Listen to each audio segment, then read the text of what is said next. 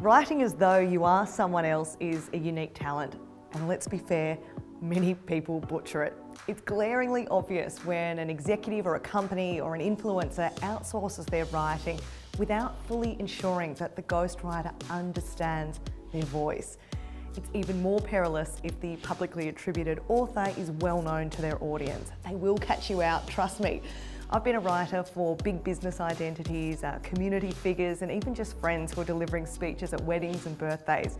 Those who don't partake in that early collaboration just don't derive the best results from their ghostwriter. Yes, English is just English, but your way of delivering a message and mine are shaped by our knowledge on the topic, our families, our upbringings, our environments, our education, reading preferences, listening habits, our predisposition towards certain angles and our vocabularies. So most big companies will have seriously invested in identifying and systemizing what they call their tone of voice, so that every report, email, blog, customer email, press release, social media post, speech, they all sound the way the company wants their brand to sound. And most people though, like you and I, can't easily articulate what our personal tone of voice is. So, how do you successfully get a ghostwriter to understand your voice? These are the steps I undertake.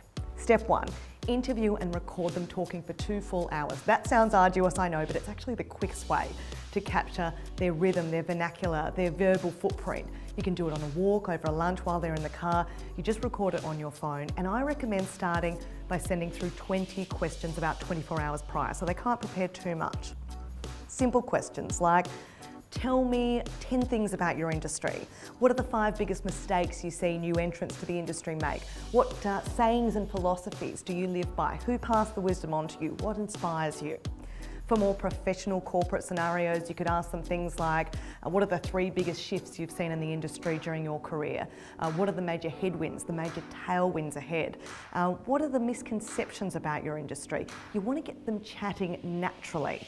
Now, if it's a big brand that you're writing for, you want to do this exercise with the subject matter expert and probably have the relevant marketing executive in the room to corral any wayward words that they might use. Then you just transcribe the text. You can use an online service or do it yourself. And from that you create a file of curious comments they make, how directly or indirectly they arrive at an opinion, how complex or simple their choice of words, how colourful or concise their language is, how verbose or how vanilla.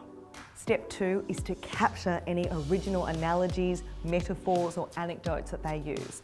How an individual describes and relays concepts is as unique as the way they would splash paint on a fresh canvas.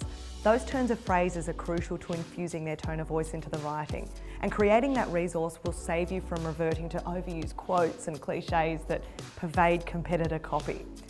If your subject is particularly passionate or curious, capturing their ideas and the way they express those ideas is crucial to positioning their content as worthwhile, shareable and consumable. Step 3, create and curate in equal doses. A great ghostwriter will become well read on their subject matter, but won't rely entirely on their client's research. They'll uncover conversation-starting statistics and poignant statements by relevant parties, milestones in the industry, information. They'll know how to newsjack effectively, and they might even contradict their client's opinion with statistics and expert alternate opinions, because it's crucial to have valuable thoughts if you want to be a thought leader. That's the catalyst for most writing, that and SEO. Many brands invest heavily in curation, masked as creation, but the reader knows and Google disposes of unoriginal rehashes. So it's about blending curated research and created content.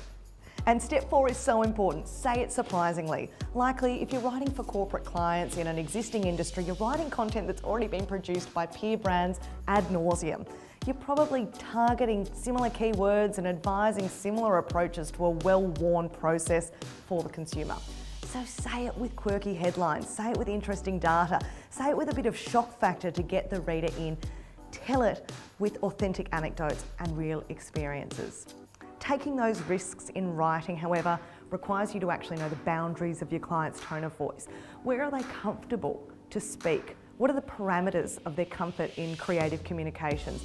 In the words of the late, great E.B. White, be obscure clearly, be wild of tongue, in a way we understand. And they are my 4 steps to getting a ghostwriter to really understand your voice.